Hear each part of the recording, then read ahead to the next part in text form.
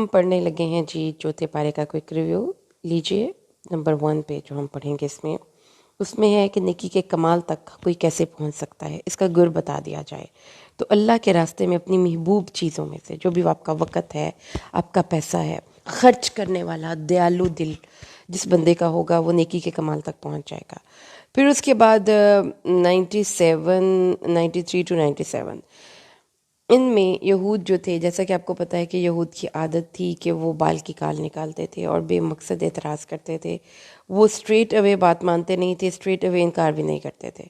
وہ ان کا طریقہ کار ہی یہ تھا کہ وہ شکوک پیدا کرتے تھے اور عجیب سا ڈسٹارٹ کر کے چیزوں کو پیش کرتے تھے. اب شریعت محمد پر وہ ایمان نہیں لا رہے، لیکن اس کی اصل ریزن بھی نہیں بتا رہے. وہ اب اس میں سے تعویلات ڈھونڈ رہے ہیں کہ اس نبی نے چونکہ اونٹ کا گوشت کھایا ہے اور اس نے چونکہ اونٹنے کا دودھ پیا ہے، اور یہ دونوں چیزیں تو شریعت مصفی میں حلال نہیں تھیں، اس لیے یہ نبی اس قابل نہیں کہ اس کی شریعت پر عمل کیا جائے. اور پھر دوسری بات انہوں نے کہا کہ جو پہلا گھر عبادت کے لیے بنایا گیا وہ تو بیت المقدس ہے، تاکہ وہ ان لوگوں کو جن کے پاس نالج نہیں ان کے دماغوں میں شکوک و شبہات پیدا کریں.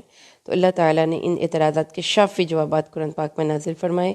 سب سے پہلے تو اللہ نے فرمایا تورات کو لاؤ اور پڑھ کر سناؤ اگر تم سچے ہو، کہ تم یہ کہہ رہے ہو کہ یہ تورات میں لکھا ہوا ہے کہ اونٹ کا گوشت اور دودھ حرام ہے. دوسرا اعتراض جو تھا بیت اللہ کے رخ پر نماز ادا کرنے کا، پھر اس پر اللہ تعالیٰ نے بیت اللہ کی فضیلت کو خود ڈٹرمن کیا. یعنی سب سے پہلا گھر ہے، یہ مبارک ہے، اس میں جو بھی جاتا ہے اس کے لیے برکتیں، مبارک مطلب برکت کے حصول کا ذریعہ ہے، ہدایت ہے، اس میں آیات بینات ہیں. اور اس کے بعد اللہ تعالیٰ نے فرمایا یہ امن والا گھر ہے، تو اس میں مقام ابراہیم ہے. پھر اللہ تعالیٰ نے اسی آیت کریمہ میں حج بیت اللہ کی فرضیت بھی آ گئی کہ جو اس گھر میں جانا چاہتا ہے، جو اس گھر میں جانے کی استطاعت رکھتا ہے، یعنی اس کے پاس پیسہ ہے، راستے پر امن ہے، وہ جا آ سکتا ہے، اتنا فزیکلی اسٹرانگ ہے، عورت کے ساتھ اس کا محرم رشتہ موجود ہے، تو اس کو اس گھر کا پہلے فرصت میں حج کرنا چاہیے. تو اللہ تعالیٰ نے پھر یہ بتایا کہ یہ جو اعتراض یہودی کر رہے ہیں یہ بالکل ٹھیک نہیں کر رہے، یعنی جھوٹ پر مبنی ہے. اس کے بعد آگے چلیں تو آیت نمبر 102 سے 105 سورۃ آل عمران میں بہت ہی مزے کا اور امپورٹنٹ مضمون ہے، جس میں کہ اللہ تعالیٰ نے بتایا کہ تقوی کریں، یعنی بچیں، محتاط ہوں. یا ایھا الذین آمنوا اتقوا اللہ حق تقاتہ، اللہ سے ایسے ڈرو، اللہ سے ڈرو جیسا کہ اسے ڈرنے کا حق ہے. تو اللہ تعالیٰ نے اپنے ماننے والوں کو یہ بتایا کہ زندگی میں کیئرفل ہو کر چلنا ہے، ایسے نہیں آپ کر سکتے کہ اپنی مرضی سے زندگیاں گزاریں. پھر اس کے بعد اللہ تعالیٰ نے آگے جو بتایا، دیکھیں اس میں اللہ تعالیٰ نے ایک ہمارے سامنے ایک امیج رکھا ہے کہ آگ کے گھڑے کے کنارے پر آپ کھڑے ہیں اور اوپر سے ایک بڑی مضبوط جگہ پہ بندھی ہوئی ایک رسی ہے. آپ سب کسی دھکا لگ جائے یا کچھ آپ کو احتمال ہے کہ آپ اس کنارے اس گھڑے پر میں گر نہ جائیں، تو آپ کس طرح سب مل کر اس رسی کو تھام لیں گے کہ آپ کو وہ رسی گرنے نہیں دے گی. تو تقوی کا مطلب یہاں پر بڑا اچھا سمجھ میں ہمیں آ گیا کہ وہ ایک یعنی آپ نے بچ بچ کر اور سہج سہج کر قدم رکھنے ہیں، اور پھر اللہ کی کتاب، اللہ کی رسی کو مضبوطی سے تھام لینا ہے. پھر ایک ریکمینڈڈ جاب ہے فار دی سکسیسفل پیپل. قرآن پاک نے ان لوگوں کو سکسیسفل کہا ہے، کامیاب کہا ہے. کیسے لوگوں کو؟ جو لوگوں کو نیکی کا حکم دیں اور برائی سے روکیں. اور اللہ تعالیٰ نے پھر فرمایا کہ آپ نے ایک دوسرے اختلافات، انڈیویجول ڈفرینسز ہر انسان کے ساتھ ہیں، ٹھیک ہے. کسی کو مطلب ایون کہ جو تابعی تھے، جو صحابہ کرام تھے، انہوں نے بھی نبی کریم صلی اللہ علیہ وآلہ وسلم کی انسٹرکشنز کو فالو کرنے کے لیے اپنی سوچوں کی سے اس کو ایکسپلین کیا. جیسا کہ آپ کو پتہ ہے کہ جب غزوہ بنو قریظہ تھا تو رسول صلی اللہ علیہ وسلم نے فرمایا تھا کہ تم میں سے ہر بندہ عصر کی نماز وہاں پر جا کر پڑھے. تو کچھ لوگ جو تھے وہ عصر کے وقت نماز پڑھ کے گھر سے نکلے اور انہوں نے حکم کو یوں لیا کہ آپ نے یہ فرمایا تھا کہ ارلیسٹ پاسبل ٹائم میں وہاں پہ پہنچیں، جبکہ کچھ لوگوں نے واقعی نماز عصر کو ڈیلے کر دیا اور ادھر جا کے پڑھا۔ تو انڈیویجول ڈفرینسز کا احترام بہت ضروری ہے۔ اگر آپ انڈیویجول ڈفرینسز کو اس قدر ہوا دیں گے تو پھر وہ بات جا کر ختم ہوگی ایک دوسرے میں فرق کرنے میں اور پھر فرقے بازی بنانے میں۔ تو یہ چیزیں بہت ہی مذموم ہیں اور ناپسندیدہ ہیں اسلام میں۔ اللہ تعالیٰ نے بار بار یہ بات بتائی کہ اتحاد امت پر کام کرنا ہے، نہ کہ امت کو کا شرازہ منتشر کرنا ہے اور اس کو پارا پارا کرنا ہے۔ اللہ تعالیٰ نے یہی بات ہمیں سورۃ آل عمران کی آیت نمبر 102 میں بتائی ہے، اور 103 اور 104 میں اور 105 میں، کہ سب مل کر اللہ کے راستے کو مضبوطی سے تھام لیں، اور پھر جب آپ یہ سارے کام کریں گے، یعنی لوگوں کو امر بالمعروف و نہی عن المنکر کی طرف رہنمائی کریں گے، تو پھر اللہ تعالیٰ آپ کو پسند کریں گے، اور پھر ایک آپ ایسی جماعت ہو جائیں گے جو کہ لوگوں کو نیکی کا حکم دیتی ہے اور برائی سے روکتی ہے۔ اس کے بعد ہمارے پاس نیکسٹ جو تھیم آتا ہے وہ آل عمران کی آیت نمبر 106 سے 107 تک آتا ہے، جس میں کہ دو طرح کے چہروں کو اللہ نے کمپیریسن اینڈ کنٹراسٹ کیا ہے۔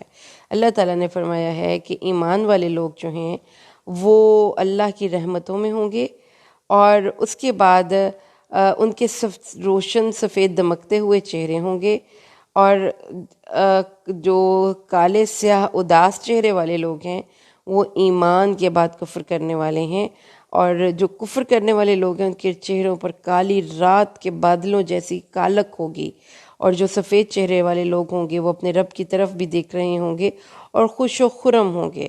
تو اس لیے اللہ تعالیٰ سے آپ کو بھی دعا کرنی چاہیے کہ جو قیامت کے دن کا میک اپ ہے ہمارے فیس کا، وہ خوبصورت چہرہ ہے، اور وہ کس کا ہے؟ جو کہ اللہ کے رضا کے حصول کے لیے کوشش کرتا ہے۔ اللہم اجعلنا منہم برحمتک۔ سورۃ آل عمران کی آیت 110 میں دی بیسٹ امہ کا ٹائٹل اللہ نے دیا، کس کو دیا؟ کنتم خیر امۃ اخرجت للناس، تم لوگوں کے لیے نکالے گئے ہو، تأمرون بالمعروف وتنہون عن المنکر وتؤمنون باللہ۔ یہ تین چیزیں ہیں جو کہ ہمیں دی بیسٹ امہ کا ٹائٹل دیں گی، امر بالمعروف و نہی عن المنکر، اور اللہ تعالیٰ پر ایمان لانا۔ تو جو لوگ یہ کرتے ہیں ان کو اللہ تعالیٰ دی بیسٹ کا ٹائٹل دیتا ہے۔ اس کے بعد آل عمران کی آیت نمبر 116 اور 117 کے مضمون پہ آ جائیے۔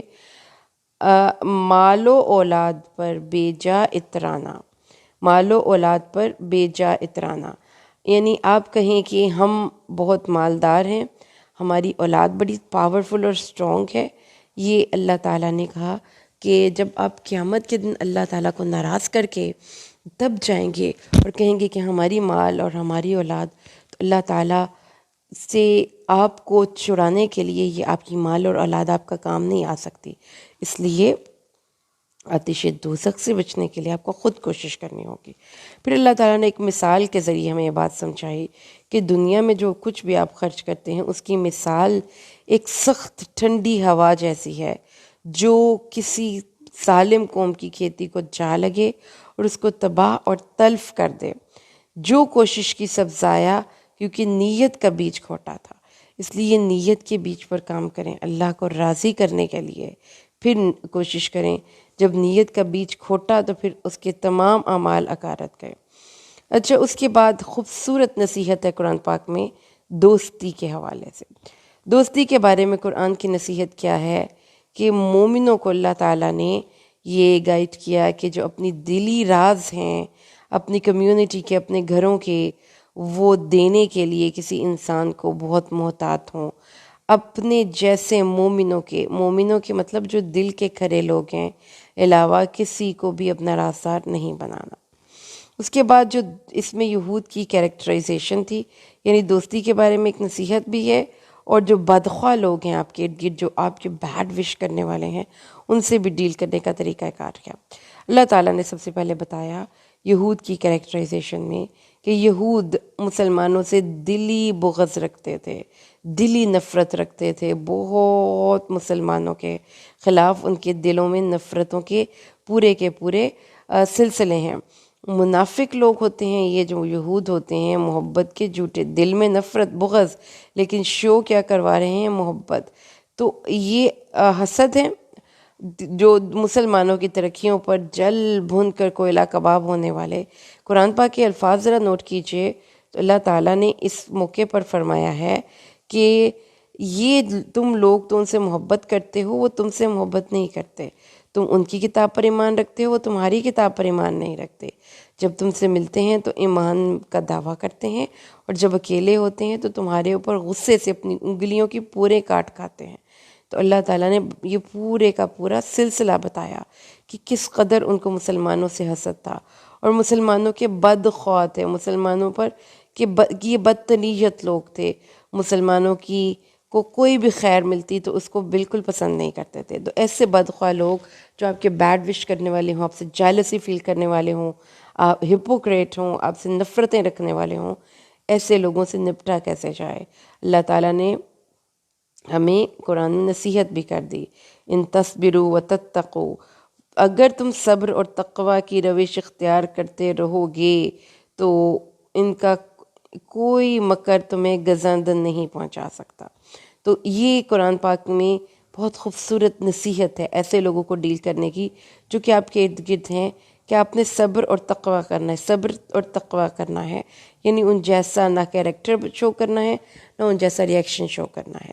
اگلی آیت، اگلا جو ہمارا میجر ٹاپک ہے جی، وہ نبی کریم صلی اللہ علیہ وسلم کے کردار پر بہت خوبصورت کمنٹری کرتا ہے، آیت نمبر 121 سے 129 تک، کہ جب اللہ تعالیٰ نے اپنے نبی کے بارے میں بتایا کہ جب آپ صبح سویرے اٹھ کر مجاہدین کو مورچوں پر بٹھاتے تھے، تو جو ایک بحیثیت ایک آئیڈیل لیڈر، جو ایک لیڈر ہے، اس کو اپنا کام ارلی مارننگ شروع کر دینا چاہیے، اور یہ کہ وہ اپنی ٹیم سے پہلے جاگا ہوا ہو، ان کے لیے ٹاسک اس کے پاس ریڈی ہوں۔ تو یہ بہت ضروری ہے ایک لیڈر کے لیے، صبح سویرے اٹھ کر مجاہدین کو مورچوں پر بٹھایا۔ تو کیا مطلب پھر ہوا؟ early to bed and early to rise makes a man healthy, wealthy and wise۔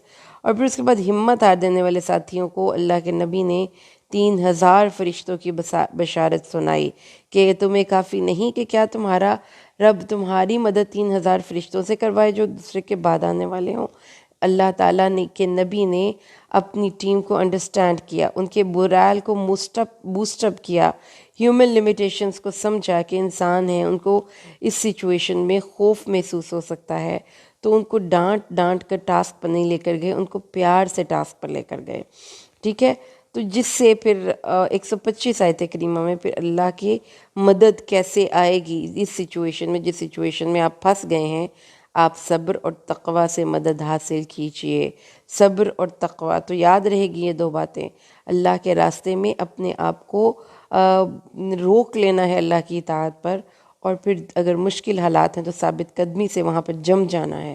اللہ تعالیٰ نے فرمایا کیوں نہیں، اگر تم صبر اور تقوی کرو گے اور وہ پھر تمہارے پاس آئیں تو اللہ 5000 فرشتوں سے تمہاری مدد کرے گا۔ پھر 128 میں اللہ تعالیٰ نے اپنے نبی سے کہا کہ تمہارے پاس کوئی اختیار نہیں کہ تم کسی کو ہدایت دے دو یا کسی کو گمراہ کر دو، اس لیے کہ آپ نے واقعہ بیر معونہ جس میں 70 صحابہ کرام کو بہانے سے اور دھوکے سے بلا کر شہید کیا گیا تھا، جو قرہ تھے، ان کے وہ جنہوں نے یہ حرکت کی تھی، اور جنگ احد میں جنہوں نے 70 مسلمانوں کو شہید کیا تھا، ان کے نام لے کر رسول صلی اللہ علیہ وسلم نے قنوت نازلہ فرمانا شروع کیا، یعنی ان کے خلاف بد دعا کرنی شروع کی نماز میں۔ تو اللہ نے اپنے نبی کو روک دیا اور فرمایا کہ ہدایت یا عذاب کے معاملے میں کوئی بھی اللہ کو انفلوئنس نہیں کر سکتا، اے نبی آپ بھی نہیں۔ آپ کسی کے لیے عذاب مانگ رہے ہیں تو اللہ نے اس کو عذاب نہیں دے دینا آپ کے کہنے پر، اور اگر آپ کسی کے لیے بخشش مانگ رہے ہیں تو آپ کے کہنے پر اس کو بخشش نہیں مل جانی۔ ہدایت یا عذاب اللہ کا اور اس بندے کا پرسنل میٹر ہے، اس میں کوئی بھی انفلوئنسر بن کر اللہ تعالیٰ کو انفلوئنس نہیں کر سکتا۔ یہ بہت ہی امپورٹنٹ بات ہے جو کہ ہمیں یہاں سے پتہ چلی ہے۔ اس کے بعد دیکھیے تو خوبصورت قرآن پاک کا میسج ہے کہ زمین و آسمان جتنی چوڑی جنت اور بخشش، یہ ہے ان کا میجر تھیم۔ تو کس قدر خوبصورت ہی اس کا ٹائٹل ہے ان آیات میں۔ تو کیسے ان زمین و آسمان جتنی چوڑی جنت اور بخشش کا کیا کی طرف اللہ نے فرمایا ہے دوڑ لگاؤ، سورۃ آل عمران کی آیت 133 سے 136 تک، دوڑ لگاؤ۔ تو جو دوڑنے کا کانسیپٹ ہے اس میں والہانہ پن بھی ہے اور اس میں آپ کی جوش بھی ہے، اس میں آپ کا ویژن بھی ہے، اس میں آپ کا فوکس بھی ہے. تو اپنے گول کو فوکس کرتے ہوئے دوڑ لگاؤ. کون سے لوگ ہیں جو جنت زمین و آسمان جتنی جو چوڑی جنت کے لیے کوالیفائی کر جاتے ہیں؟ جو تنگی اور خوشی دونوں حالتوں میں خرچ کرتے ہیں، جو غصے کو پی جانے والے ہیں، جو لوگوں کے قصور معاف کرنے والے ہیں. فحش اور ظلم اگر ان سے ہو جائے تو وہ اللہ کو یاد کر کے اس کو نلیفائی کرنے والے ہیں، اور پھر اس کے بعد اپنی غلطی پر اڑ جانے والے نہیں ہیں. جسے پتہ یہ چلتا ہے، یہ کوالٹیز دوبارہ سے نوٹ کر لیجئے. تنگی دوڑ لگانے والے ہیں، اپنا فوکس آخرت کو رکھنے والے ہیں، تنگی اور خوشی دونوں حالتوں میں خرچ کرنے والے ہیں. خواہ وہ ان کے پاس بہت ہے تو بھی، اگر نہیں ہے تو بھی اپنے غصے کو قابو کرنا ہے. تو ایک جنت میں جانے والے شخص کو غصہ بھی آتا ہے، وہ اس کے دل میں لوگوں کے خلاف باتیں بھی رہ جاتی ہیں جس کو کہ اللہ نے کہا ہے معاف کر دو، دل سے نکال دو. غصہ آ گیا ہے، غصے کو کنٹرول کر لیا ہے تو اس کو دل میں نہیں رکھنا. پھر اس کے بعد فحش اور ظلم کا ارتکاب بھی ان سے ہو جاتا ہے. تو جنت میں جانا دراصل کوئی پرفیکٹ لوگ اس میں جانے کے لیے کوالیفائی نہیں ہوں گے. Imperfect character can also qualify for جنہ. اور یہ چیز بہت امپورٹنٹ ہے کہ وہ اپنی غلطی پر اڑ نہیں جاتے. یعنی یو شوڈ بی فلیکسیبل. ایک ری تھنکنگ پروسیس، اور آپ کی زندگی میں ہر وقت اپنے آپ کی ریکٹیفیکیشن، کانسٹنٹ ریکٹیفیکیشن اور اصلاح کا پروسیس چلتا ہی رہے. اس کے بعد آگے چلیں تو اللہ تعالیٰ نے فرمایا ہے کہ سستی نہیں کرنی. یہ دیکھیں، اس میں جو فلاسفی آف پین ہے اور ویز ٹو ڈیل پین، یہ ان آیات کا میجر تھیم ہے جو ہم 139 سے 151 تک پڑھیں گے. اس میں کیا ہے، سب سے پہلے تو ہم فلاسفی آف پین کو دیکھ لیتے ہیں ان آیات کے ذریعے، کہ آزمائش ہمیں پیور کرنے آتی ہے. فلاسفی آف پین کیا ہے کہ پینز تو آپ کی زندگی میں ضرور ہی آئیں گی، کیونکہ یہ جنت میں جانے کے لیے شرط ہیں. کیونکہ قرآن پاک میں ایک اور مقام پر اللہ نے فرمایا کہ ہم تمہیں ضرور آزمائیں گے. اور ایک اور مقام پر وَلَنَبْلُوَنَّكُمْ بِشَيْءٍ مِّنَ الْخَوْفِ وَالْجُوعِ وَنَقْصٍ مِّنَ الْأَمْوَالِ، خوف سے، بھوک سے، پھلوں جانوں مالوں کی کمی سے. اور پھر اس کے بعد اللہ تعالیٰ نے ایک اور مقام پر فرمایا کہ کیا تم سمجھتے ہو کہ تم یوں ہی جنت میں چلے جاؤ گے؟ تو ایسا تو ہونا پاسبل نہیں جب تک کہ تم اس جنت میں جانے والے اعمال نہ کرو. تو جنت میں جانے کے لیے آزمائشیں شرط ہیں. تو اس لیے پھر اللہ تعالیٰ نے فرمایا کہ اور اگر تم موت سے ڈر رہے ہو کہ ہم ان آزمائشوں میں گر کر مر ہی نہ جائیں، تو اس خوف سے جان چھڑاؤ، کیونکہ موت ہر انسان کو آنی ہے. رسول صلی اللہ علیہ وسلم بھی اس سے ایگزمپٹ نہیں ہے. تمہارا جو کرنے کا کام ہے وہ کرتے جاؤ، اور اپنی پین کی وجہ سے آپ اس کام کو مت چھوڑیں. اس کے بعد دیکھیں تو ویز ٹو ڈیل پین. سب سے پہلے تو پین میں، جب بھی آپ کسی پینفل سچویشن میں ہیں، کسی اسٹریسفل سچویشن میں ہیں، کسی پریکیریس سچویشن میں ہیں جس میں کہ آپ کو بہت مشکل ہے سروائیو کرنا، تو سستی نہیں کرنی، غم نہیں کرنا. ٹھیک ہے؟ آپ نے اپنے کام کو کرنے کے لیے جو ہے نا ایک مینٹل ٹریننگ اپنی کرنی ہے. اور اس مینٹل ٹریننگ میں آپ کو صبر کرنا آسان اس طرح سے بھی ہو سکتا ہے کہ آپ دیکھیں کہ آپ اس تکلیف میں اکیلے نہیں ہیں. بہت سے لوگ ہیں، جس طرح کسی کا کوئی کاروبار خراب ہو جاتا ہے، کسی کی نوکری چھوٹ جاتی ہے، کسی کا کوئی باپ ماں بہن بھائی رشتہ داروں میں سے کسی کی ڈیتھ ہو جاتی ہے. تو آپ دیکھیں کہ دھوپ چاؤں زندگی کا حصہ ہے، کمی بیشی زندگی میں آتی ہے. اکیلے آپ نہیں ہیں جو اس تکلیف میں مبتلا ہیں. بہت سے لوگ ہیں جنہوں نے ان تکلیفوں کو جھیلا ہے. اور پھر موت سے کیا خوف، موت تو بہرحال آنی ہے. اس لیے بے جگری سے اپنے مقصد پر ڈٹے رہیں، ہر تکلیف دلیری سے برداشت کریں، اور مستقل اپنے آپ کی اصلاح کرتے رہیں تاکہ آپ کو اگلی دفعہ زیادہ بہتر طریقے سے اس پین کو ڈیل کرنا آ جائے. اور یاد رکھیں کہ ہر تکلیف سے نکلنے کے لیے ایک ہی فارمولہ ہے کہ اللہ ہمارا ساتھی ہے، اللہ ہمارا مولا ہے، اللہ ہمارا دوست ہے، تو اس تکلیف سے نکلنے میں ہمیں ہیلپ کرے گا. اس کے بعد دیکھیں تو غزوہ احد پر کمنٹری کی گئی ہے. اس کی وجہ یہ ہے کہ مسلمانوں کی ایک ایسی جنگ تھی جس میں مسلمان ایک جیتی ہوئی جنگ ہار گئے تھے. اس سے پہلے بدر میں تو اللہ تعالیٰ نے مسلمانوں سے کو آؤٹ آف دا وے ہو کر ہیلپ کر دی اور مسلمان جیت گئے تو ان کو لگا کہ شاید ہم ہر دفعہ یوں ہی جیت جائیں گے. لیکن جب غزوہ احد ہوا تو اس میں اللہ تعالیٰ نے، آپ کو پتہ ہے کہ یہ غزوہ بدر کے 1 سال بعد ہوا تھا اور غزوہ بدر کے انتقام کے لیے ہوا تھا. تو اس میں مسلمانوں کو جب شروع میں مسلمان کافروں کو تہہ تیغ کر رہے تھے، لیکن مسلمانوں نے کیا کیا؟ 3 کام کیے جس کی وجہ سے وہ جیتی ہوئی جنگ وہ ہار گئے. انہوں نے بزدلی دکھائی، انہوں نے نافرمانی کی، انہوں نے جھگڑا کیا. تو یہ 3 چیزیں آپ نے اس وقت نہیں کرنی جب آپ حالت جنگ میں ہوں.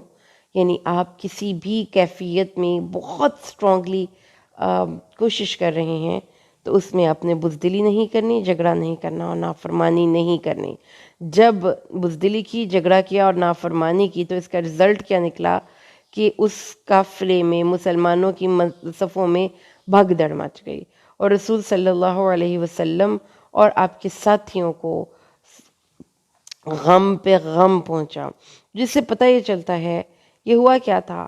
رسول صلی اللہ علیہ وسلم نے اپنے 50 تیر اندازوں کا ایک دستہ جو تھا وہ غزوہ جو احد میں احد کے درے پر مقرر کیا تھا اور فرمایا تھا کہ فتح ہو یا شکست تم نے یہ جگہ نہیں چھوڑنی.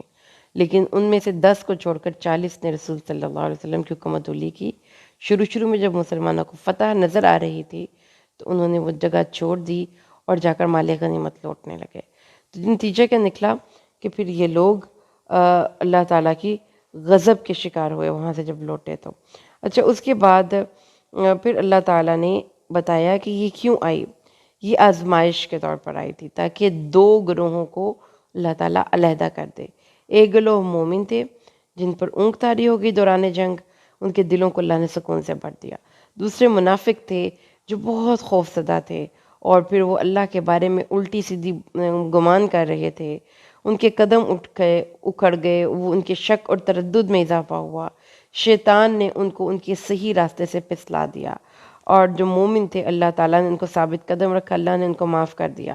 تو یہ آزمائش بھی تھی ایمان اور کفر، ایمان اور نفاق کے اندر فرق کرنے کے لیے.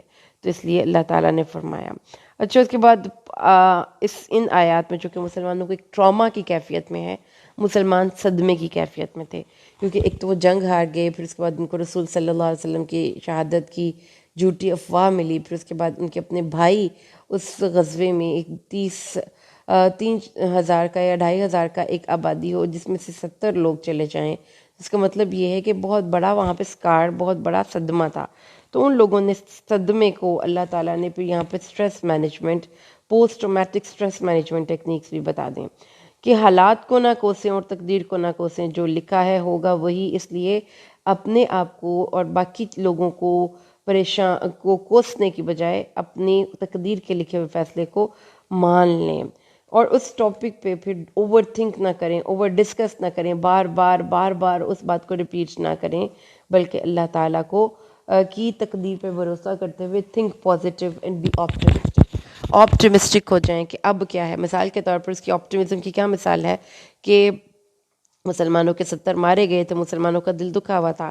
اللہ تعالیٰ نے چیز کو دیکھنے کا اینگل چینج کر دیا کہ جو مر گئے ہیں وہ مرے نہیں ہیں، وہ تو شہید ہوئے ہیں. تو جہاد میں موت تو شہادت ہے، اس لیے ٹرن دا ٹیبل اوور. جب بھی کبھی آپ کو کوئی ناپسندیدہ چیز زندگی میں آتی ہے جس میں آپ کو صدمہ لگتا ہے تو اس صدمے کے بعد اپنے آپ کو سے نکالنے کے لیے سوچنے کے انداز کو چینج کرنا بہت ضروری ہے. اللہ تعالیٰ نے یہ بتایا کہ یہ جو لو ہم کہتے ہیں نا، اچھا ایسا نہ ہوتا تو ایسا نہ ہوتا، یہ نہیں بولنا جب ٹراما آپ کے اندر آئے، کیونکہ جو تقدیر میں اللہ نے پہلے سے لکھ دیا وہ ہو کر رہے گا.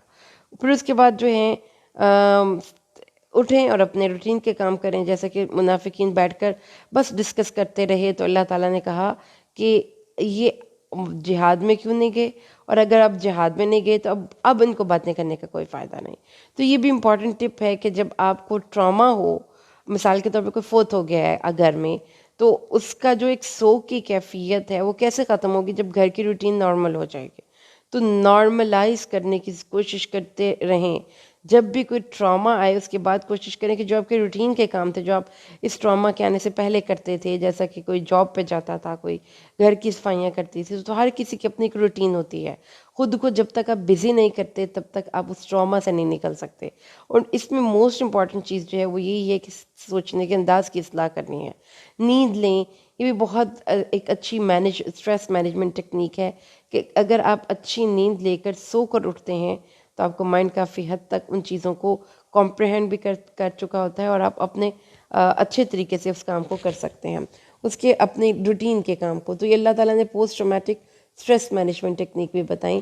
پھر 159 سے 165 آیات تک رسول صلی اللہ علیہ وسلم کی کیریکٹرائزیشن ہے، جس میں کہ آپ کو بحیثیت ایک آئیڈیل لیڈر پریزنٹ کیا گیا ہے.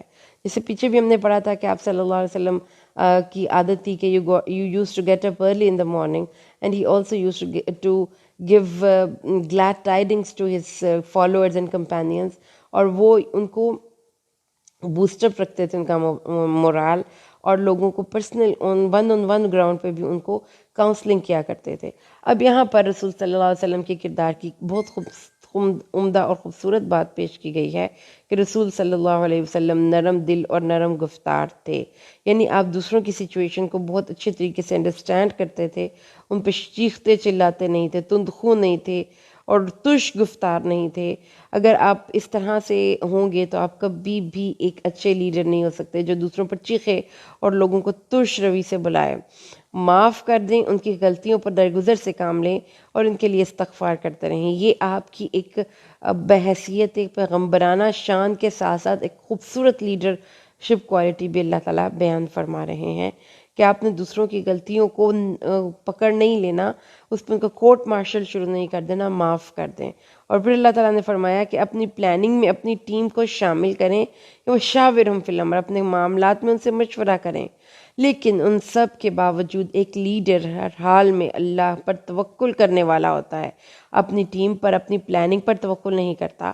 اور پھر دوسری بات جو بہت امپورٹنٹ ہے وہی کیا ہے کہ کوئی بھی لیڈر جو ایک آئیڈیل لیڈر ہوتا ہے وہ امانت دار ہوتا ہے.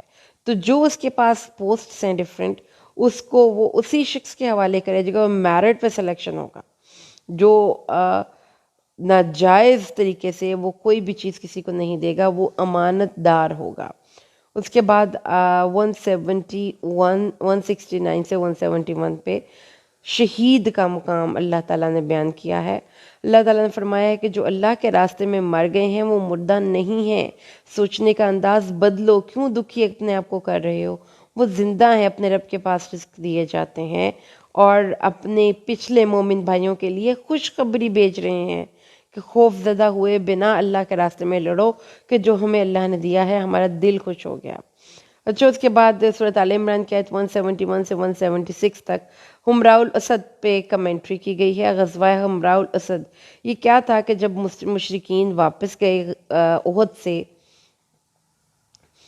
تو ان کو یہ خیال آیا کہ ہم نے تو بہت بڑی مسٹیک کر دی ہے، ہم تو مسلمانوں کو مار کر ان کا کام تمام کر سکتے تھے. اور رسول صلی اللہ علیہ وسلم نے بھی اپنی بصیرت سے یہ چیز پری ڈیٹرمن کر لی کہ ان لوگوں نے واپس پلٹ کر ضرور حملہ کرنا ہے.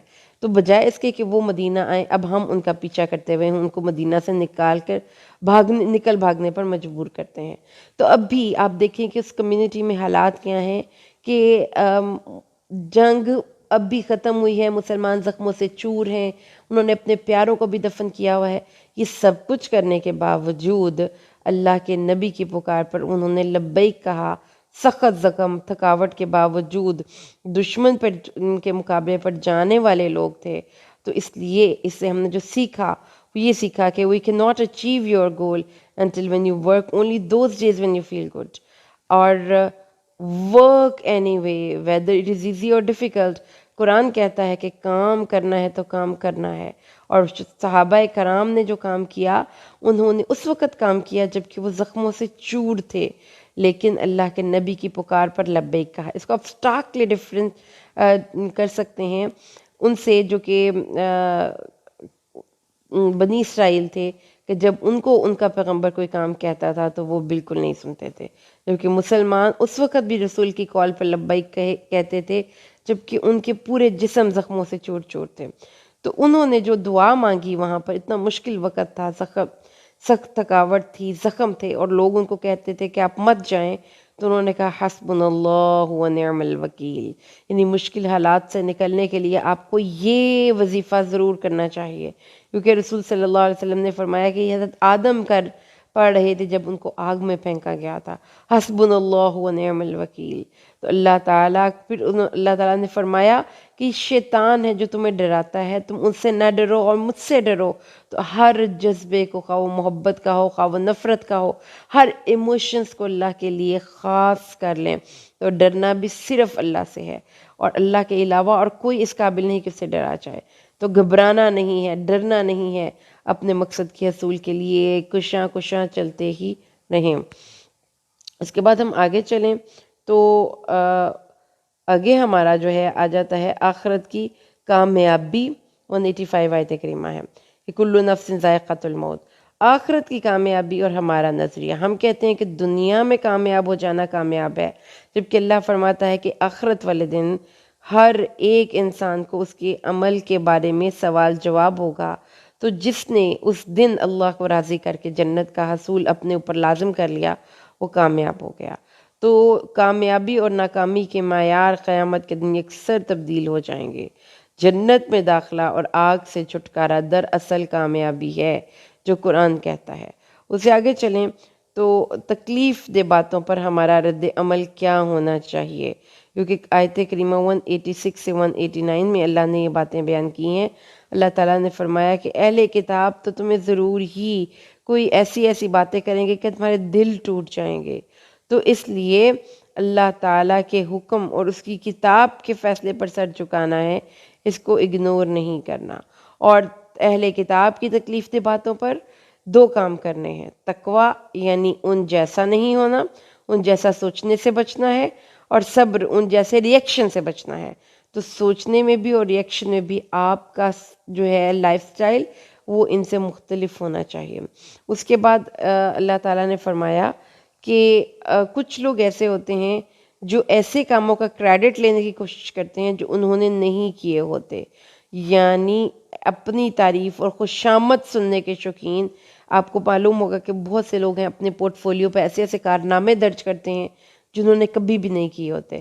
وجہ کیا ہے؟ کریڈٹ لینا چاہتے ہیں، لوگوں کی نظر میں آنا چاہتے ہیں، اور اللہ تعالیٰ کو یہ جو حرکتیں ہیں نا اپنی تعریف اور بڑائی والی اور شوخیاں مارنے والی، دنیا کی نظر میں تمغے حاصل کرنے والی، بڑے بڑے میڈلز حاصل کرنے والی، اللہ تعالیٰ نے فرمایا ہے مجھے یہ عادت نہ، ایسا چھوٹے ہلکے تھوڑ دلے لوگ مجھے ویسے پسند نہیں آتے۔ ٹھیک ہے، یہ بات اللہ تعالیٰ نے قرآن پاک میں بتائی ہے کہ یہ جو شوخے لوگ ہوتے ہیں جو اپنی، ویسے ایک تو آپ کی اپنی پرسنل اچیومنٹ ہے اس پہ بھی شو مارنا اللہ کو نہیں پسند، کو جا کے آپ جھوٹ بولیں۔ تو اس لیے اللہ تعالیٰ نے سے جو اللہ کو پسند ہے بندہ، وہ بڑا صاف سیدھا کھرا سا بندہ ہے جس میں کوئی بناوٹ نہیں، کوئی شو بازی نہیں۔ اس کے بعد آیت نمبر 190 سے 191 تک، اور سورۃ آل عمران کی لاسٹ 10 آیات سٹارٹ ہو گئی ہیں۔ تو جو آخری 10 آیات جو ہے تہجد کے وقت نبی کریم صلی اللہ علیہ وسلم اٹھتے تھے، تو اس کو دیکھ کر، جا کر آسمان کو دیکھ کر آپ یہ دعا پڑھا کرتے تھے۔ آخری 10 آیات، اللہ کی تخلیق اور کائنات کے سلسلے میں غور و فکر ذکر کی اعلیٰ قسم ہے۔ الذین یذکرون اللہ قیاما وقعودا وعلی جنوبہم ویتفکرون فی خلق السماوات والارض۔ تو یاد رہے کہ کھڑے بیٹھے لیٹے 3 ہی حالتیں انسان کی ہوتی ہیں، تو اس کے دل میں اللہ آ جاتا ہے، وہ ہر وقت بس اللہ کو ہی یاد کرتا رہتا ہے، اللہ کی تخلیق پر ہی غور و فکر کرتا رہتا ہے۔ تو یہ جو ہے نا، یہ آپ کو ذکر کا ریمائنڈر دینے والی آیت ہے کہ اللہ تعالیٰ کو ہر حال میں یاد کریں، آپ خواہ وہ کھڑے ہیں، خواہ وہ بیٹھے ہیں، خواہ آپ لیٹے ہیں۔ تو اس کا مطلب پھر کیا ہوا کہ وہ شخص جو یہ کرتا ہے وہ ایفیشینٹ ہے، ایکٹیو ہے، سیریس ہے، اور اللہ کی ذات سے آل ٹائم کنیکٹڈ ہے۔ جیسے آپ نے آن لائن نہیں، واٹس ایپ پہ لکھا ہوا تھا آن لائن، تو ایسے آپ ہر وقت آن لائن رہتے ہیں، اللہ سے کنیکٹڈ رہتے ہیں، اللہ سے آپ کے سگنلز جڑے رہتے ہیں، وہ لوگ ہیں جو اللہ کو پسند ہے۔ اس کے بعد جو آگے ہیں اس میں پھر اللہ تعالیٰ نے کچھ دعائیں 192 سے 195 تک ذکر کی ہیں، ہم ان دعاؤں کو تھوڑا سا سمجھ لیں۔ تو اس میں جو پہلی دعا ہے، اللہ نے فرمایا کہ اے ہمارے پروردگار، ہمیں آگ میں داخل نہ کرنا، کیونکہ جو آگ میں داخل کیا گیا وہ تو اصل رسوا ہوا. تو قیامت کے دن کی رسوائی سے وہ دعائیں مانگتے ہیں.